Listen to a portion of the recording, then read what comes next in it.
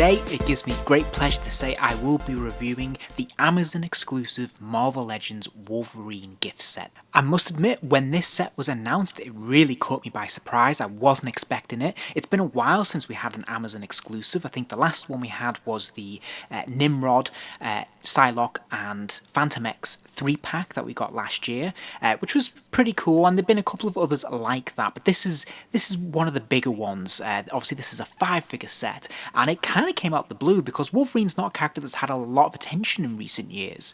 And being as he is one of my favourite all-time Marvel characters, I was delighted to see him getting his own special themed Marvel Legends set here, which is fantastic. And whilst I'm not generally a huge fan of exclusives because they can be very difficult to track down, especially if you live in a different country like myself in the UK, a lot of these exclusives are usually available really on the US market and you can't really get them over here, sadly. However, I have no problem when it's Amazon because Amazon is one place I am able to get figures from, and to be fair, they usually do pretty good pricing as well. Now this set initially retailed for about £110, it may have increased or gone down slightly since then, but I thought this was actually pretty good value considering that we're getting 5 figures and a couple of these you potentially could have been builder figures or deluxe figures. Plus, something that's very nice about it is the fact that this actually marks the first appearance of a couple of these characters for the first time in the Marvel Legends line. That said, I was initially surprised at some of the selections in this set, as I've never really thought of Callisto or Jason Wyngarde as being traditional Wolverine villains. That said, I am delighted to have them. These are both figures that I would have picked up anyway if they'd been single carded or part of an X-Men set, for example. So for me personally, this isn't a problem at all. So I may as well start off by looking at the packaging. The packaging itself on the outside is fairly bland. It is obviously that giant window display where we can see all 5 figures, and we have the Wolverine logo underneath that. The rest of the space in the packaging is basically a matte black with what looks like Wolverine claw marks running through it. So this is fine. It's not the most colourful, but it's certainly serviceable. The side of the packaging is quite nice. It has a profile picture of each of the characters in this set. They are illustrated, however I don't recognise the artist per se, so I'm not sure if it's really a Marvel artist who's done this or if it's just been something a bit more generic. But nevertheless, this is quite colourful. This looks quite nice. It's not some of the better Marvel art that we've seen on the Marvel Legends packaging as of late, however it is still very presentable when you store it like this on the shelf. The reverse of the packaging is really very cool. I do really like this. So what we have in yellow, in sort of sepia yellow, we have different images from different comic books throughout the years of Wolverine versus some of these villains, which is fantastic. But smashing through that is Wolverine tearing through with his claws, and I think this is really, really evocative, very true to the character, and yeah, it looks fantastic. So yeah, it's very displayable, and I really like this touch. And here's a quick look at the inlay. So this is what the figures rest on inside the packaging, and we can see some of those individual comic images that have been taken from various comics from more recent years, but beautiful artwork and I think very nicely presented. First up, let's take a look at Wolverine himself. Just when you think they've done every possible Wolverine variant that you can think of, they managed to surprise you. This definitely took me by surprise. And I have to say, a very pleasant one, because this isn't a look I'd ever particularly wanted, but now that I have him, I'm really glad to have this extra variant. This is very cool.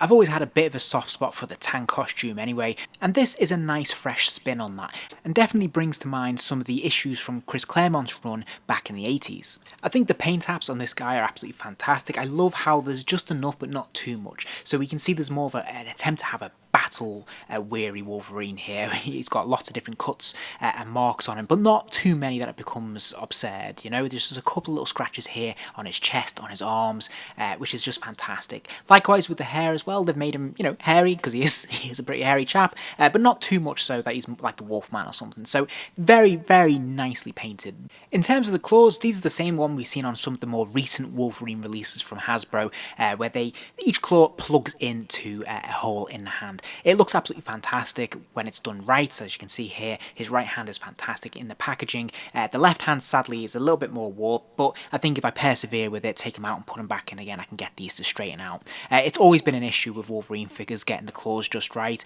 Usually one hand's good and the other one's pretty ropey, but thankfully these days I think there's a lot more we can do to straighten them out. Articulation then, this probably isn't going to surprise anyone, but of course he does have the ball jointed head, which means he can look up and down, rotate it all the way around, and yeah, it's fantastic, and there's a really good range of motion here. There's no problems with his articulation head at all. Now, really pleasingly, he does have this, I suppose, chest/shoulder joint. I'm not quite sure what to call it, but it pivots out basically. I really, really love this joint. It's fantastic. It's very important, especially for a character like Wolverine, who's going to need to fold his arms right the way back. On top of that, of course, he does have the ball jointed shoulder, which is fantastic, and of course he's got the bicep swivel, the double jointed elbows, and he's got the swivel and hinge at the wrist as well. And to complement that, he's also got a swivel at the waist, and he's got a fantastic ab crunch there as well, which means, of course, he can bend a good distance down and a good distance backwards as well. So he's got a lot of articulation going on to create all sorts of different dynamic poses. Meanwhile, he has those hinge hips, which means he can kick his legs out all the way to the side. He's got the upper thigh swivel as well. And pleasingly, his legs can kick forward a really good distance and a good distance backwards as well, which is great. He's also got those double jointed knees, and he has a swivel at the boot and a pivot at his ankle, meaning of course he can hinge his foot up and down and spin it from side to side as well. But thankfully that's not all, because he also comes with a couple of accessories. He has an extra head which is battle damaged, I really like this, and he comes with a pair of closed fists as well without the claws. Overall then, well, I think for me this is an easy 5-star. I can't really imagine what else they could have done for this character, this figure, to make him any better. Fantastic articulation, brilliant paint job, great extras, yeah, job done. Next up we have Callisto. So as I said at the beginning of the video, this is kind of a surprise for me. I wasn't expecting to have Callisto in this set, but I am really pleased to finally have her. She is a classic X-Men villain, so really, really good to finally have it in the Marvel Legends form, because, you know, she hasn't been in this line before. In terms of costume, it seems to me that they've tried to model this on her classic appearances, and I think it's something they've returned to in recent years as well in Marvel Comics, although I haven't kept up with them for a while. But this seems to be her dominant look. For me, this is definitely how I think of Callisto, certainly with the orange top there as well, and a little bit of a leather jacket. I think is really cool. So I think, you know, I'm pretty happy with this. I don't think it's, you know, necessarily page accurate per se, but I think it's definitely, you know, representative of what I expect from this character, so I'm really pleased. So long as it isn't this squiddy arm version, this is a version of the character I really don't like. So I'm really glad that they've gone with the classic look. The mould will probably look familiar to long-term collectors who've seen this on female figures before, but it is a pretty strong one. I really like it. I think it works really well. And they've made a lot of efforts to try and make this distinctively Callisto. I like how they've painted in the bottom of her top there to make it look a bit ragged. They give her the belts with the separate buckles on it, which looks really cool. And there's the studded armbands as well, which are really quite nicely painted and a nice addition that really make the character quite distinctive. Also, I think the boots may be a brand new mould. I could be wrong, apologies if they have used this before, but this looks new to me. I don't recognise this from any other figures, so if it is brand new, that is a massive plus. For articulation, again, she has the ball jointed head, which means, of course, she can spin it around and look up and down. Now, the articulation is there. It is hindered massively by the plastic jacket. I say plastic, it's a very hard plastic, and it offers a lot of resistance when you're trying to tilt the head back or move it from side to side. So there's still a good range of motion, but something to be aware of. Of course, she does have those ball jointed shoulders, which allow them to go up and out, which is great. She's got that swivel pin at the elbow, which does hinge to 90 degrees, and of course it spins right the way around, and she's got the swivel hinge wrists as well. She has that ball joint in the upper chest, which is absolutely brilliant. This allows her to swivel from side to side, up and down a little bit. Absolutely brilliant stuff. There's nothing at the waist, but this is definitely covers everything you could need. We've got those hinge hips again, which allow the legs to hinge outwards to the side and swivel at the upper thigh there, which complements the legs moving forwards and backwards a good distance as well. She's got double jointed knees and the hinge pivot at the ankle, allowing the foot to move up and down and from side to side. Sadly, there isn't anything at the boot cut. I thought there might have been an extra swivel there, but there isn't. She also has a few of her own extras, including an extra pair of closed fists, a knife, and a flick knife. So for me, Callisto is a 4-star figure. It's very nice. There's not an awful lot more I could have asked for them to give her in terms of accessories or, you know, modifying her look. I think it's a really nice sculpt, but I do think that leather jacket is just a too hard plastic, so it does really hinder the articulation in the upper body, well, certainly in the head. Now, Jason Wyngarde was the other surprise in this set, really. Again, doesn't really feel natural for a Wolverine figure set. Definitely more of an X-Men character, I would have thought. However, I was really glad to get him because obviously this does round out my Hellfire Club collection, which is starting to build up quite nicely now, because obviously I did have that exclusive release from Hasbro Pulse from last year. And so it should come as no surprise to anyone who has that set that this is basically just another recycled Shaw figure with a different head and a slightly different paint scheme. But for anyone who never got that set or missed my video on it, I'll run through the articulation very quickly. Again, he's got that ball jointed head, allowing his head to move from side to side, look up and down. You'll notice he has this plastic cravat, which is a soft plastic and is fairly malleable. You can take it off if you want. If you want to pop the head off and just slide that off, you can do, although obviously it looks a lot better with it on. He's got ball jointed shoulders, he's got the bicep swivel, the double jointed elbow, and the swivel hinge wrist as well. He also has a swivel at the waist, and there is an ab crunch in there as well, but this is hindered fairly significantly by the rubber wrap that's around the side there. So it is there, but you can't really get the most out of it. He's got the ball jointed hips again, allowing his legs to kick out to the side. He's got the upper thigh swivel there as well. The legs kick forwards, they go back a good distance. Thankfully the tails are a soft plastic, so that doesn't hinder the articulation any. And he's got double jointed knees, allowing his legs to kick right the way up.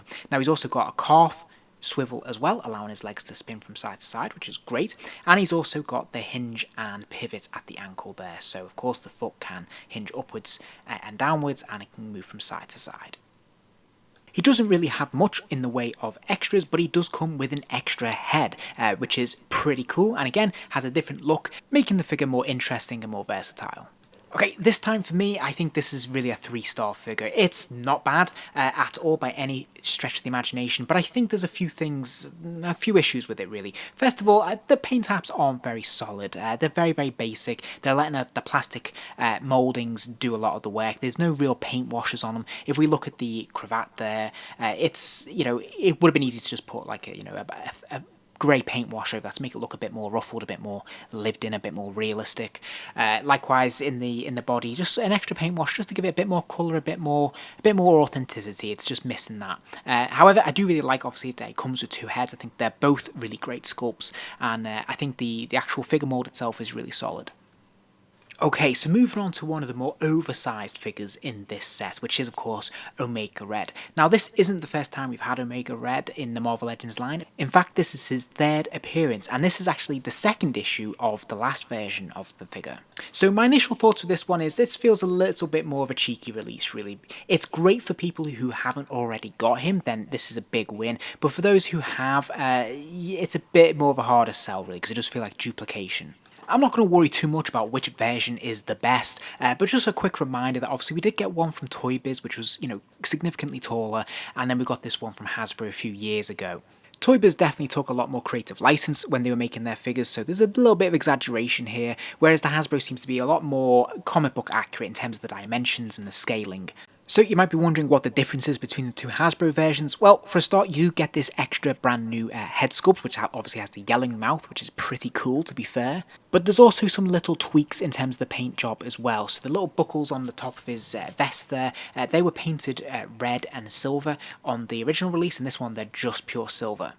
On the kneecaps and on the gloves, they were originally a silver on the original release. Here, they're just a pure white. Likewise, his coils, which we'll look at in a minute, they're pure white once again, just a pure white plastic piece, whereas previously they were painted silver. So honestly, my personal preference is to have the silver details. It just adds a little bit more colour, it's a little bit more authentic. And the danger with just using the pure white mould, the plastic mould with no paint wash whatsoever, which you'll notice in this figure there's not any paint washes anywhere on him, it just looks a little bit cheap. It just looks unfinished, and it's really frustrating because it looks very, very plasticky, for lack of a better word. So yeah, it doesn't feel like a finished figure really. It just feels like it's needing a little bit more love in terms of paint apps. So I think personally, I think this is actually a slightly inferior version of this character that was already released. Although, like I said, he does come with an extra head, which is very cool. In terms of articulation, well, he's got the ball jointed head, meaning his head can spin from side to side. It can also look up and down a little bit. He's also got ball jointed shoulders. Now, he could be forgiven for worrying about those plastic shoulder pads, but actually they don't hinder the articulation whatsoever. He's also got that fantastic chest shoulder piece that I talked about at the beginning of the video with Wolverine, so it means he can get his arms right the way back there, which is very, very cool.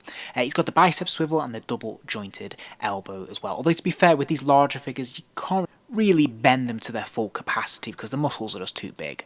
He's also got the pin swivel at the wrist as well, so of course he can arch his hand inwards and outwards. He can't really arch it too much outwards, to be fair, because he's got that pad on the hand, which does block the articulation somewhat. Meanwhile, he does have a swivel at the waist, and he's also got an ab crunch as well, which is fantastic. Again, if you're worried about the shoulder pads, don't, because they unclip at the back, which is really, really useful. As you can see here, it just pops in and out. You can take these pads off if you want, but they work very, very well with the mold anyway when it's on. So the worst that can happen is that these pop loose and you just have to strap it back together. He's got those Marvel Legends hips, which allow his legs to kick out at the top there, and of course he's got that upper thigh swivel as well, while his legs can kick forwards and backwards, and he's got the double jointed knees as well, and he can get his legs back a really good distance here, and it's all supported by that ankle pivot as well, which means his foot can arch from side to side and upwards and downwards as well. For accessories, he comes with the standard head that we saw in the original release, 2 extended coils and 2 short retracted coils. The coils are a soft plastic, there is no wire in them, so they can't really be moulded into different shapes in the same way that, say, the Toy Biz version, you could do that. So it is kind of, it's malleable, and you could probably wrap these around a figure, but you couldn't really pose them in any particular meaningful way. But they look pretty cool. Like I said, they look much better when they're painted silver. Here they just look a little bit cheap. So from Wyngarde, I'm going to probably give him 3 stars. I think the mould is fine, but I do feel pretty bummed out about those paint taps, really. There's no wash going through this figure at all, and he desperately needs it, because it just looks kind of unfinished, really. I do really like the extra head. I think it's very, very cool, and I love that we've got a range of different coils here, but they desperately needed some paint apps on them. So yeah, good figure, paint apps not so great. And then last but certainly not least, we have Cyber. Now, I've got to be completely honest, this is the reason I pulled the trigger on this set. I've been waiting for them to do a Cyber figure for years. He's never been done before in the Marvel Legends line. This is his debut, and I'm really glad to finally have him. But yeah, this was my whole impetus for getting this set. I really, really wanted this guy. I think they've done a pretty solid job with this figure. It's a great sculpt. They've used obviously one of the oversized sculpts there, which is fantastic. I think this easily could have been a deluxe figure or possibly a builder figure in another wave, so I'm really glad to get him as part of this set. I think he's good value for money. I really, really like that he has a metallic wash going through his body, so there's a couple of different tones there. It shines very nicely in the light, and he looks pretty solid. Sadly though, he doesn't come with any extras whatsoever, which is weird because every other character in this set does. So it would have been really nice to have an extra head or maybe a closed fist, alternate hand, something like that would have been great. Sadly, nothing at all. It makes me wonder whether maybe they're going to re-release him down the line with a variant or something like that. His articulation is pretty solid, as you'd expect for a figure of this mould, this size and scale. Of course, he has the ball-jointed head. He can spin it all the way around. It can look up and down a good distance. He's got the ball-jointed shoulders. Something I noticed with mine is that he's very stiff. Something in the material and the plastic they've used, he seems to really struggle to get his joints to move initially, so be careful with yours. So he does have the ball jointed shoulders. He's got the bicep swivel. He's also got the single jointed elbow, which I think is absolutely fine, because if his muscle's too big to have a double jointed elbow to make it any use anyway. And he's got the swivel hinge wrists as well. He's got a swivel at the waist, and he also has the ab crunch, so huge range of motion there, absolutely fantastic, can bend all the way forwards and all the way back, which is great. He's got the ball jointed hips, allowing him to kick his legs out to the side there, as we've seen, and he's got the upper thigh swivel as well. He can kick his legs forwards, and he can kick them, well, he can't really kick them back, to be fair, but he does have the double jointed knees, which is great, and he's got the ankle pivot. Sadly, no calf swivel, it's just the ankle pivot there. So again, he can hinge his foot up and down and from side to side, but I really struggled with mine. This is a very stiff figure. And that's pretty much all there is to Cyber, really. So for me, I think it'd be fair to give this guy a 4-star. I think he's very nicely done. The mould is pretty much pitch perfect. The paint apps are nice, definitely the metallic wash over the body there is really, really good. And the articulation in theory is really solid as well, although obviously mine's a little bit stiff there, so I'm a bit nervous about some of those joints. I'm hoping it's not a quality control issue, and he maybe just needs to loosen up a little bit. So there you go. Overall, I think this is a pretty cool set. I think, as exclusive sets go, this is pretty exciting for me as a Wolverine fan. I think if you are a Wolverine fan or an X-Men fan, then you're probably going to want to pick this up, really. Like I said, there's a couple of exclusives here. This is the first time we've seen Callisto, Cyber, and Jason Wyngarde in a Marvel Legends line. So that's 3 out of the 5, which is pretty big. I think the Wolverine, although it's a variant, and we've had many, many Wolverines at this point, this is the first time we've seen this particular variant, and I think it's a very successful one, even though it's not one that I may have gone out my way to pick up if he was single carded. I'm really glad to actually have him now, and he was a bit of a surprise for me. For me, Cyber is probably the standout. He's the one that I really, really wanted to pick up. That's why I got the set. He obviously was a big menace to Wolverine in the 90s when I was reading comics. So I'm really glad to finally have this character. Although I'm a little bit disappointed that he didn't come with any extras when the others come with so many. The Omega Red, I think, is probably, for lack of a better term, the stinker in the set. Just because he's been released before, so it feels a bit cheeky if people have already bought him. And I just think he's slightly inferior to that original release, which is a real shame. Although, like I said, I do really like he has the extra head. Meanwhile, Callisto and Jason Wyngarde, I'm just glad to have these characters in the collection. They're not particularly big draws for me, but I think, having them in this set is pretty cool, and I'm certainly not sorry they put them in. So overall, I think this is a really fun, good set to pick up. If you're a fan, it's got to be a must. If you enjoyed this video, please do give it a like, and remember to subscribe as there'll be plenty more videos soon.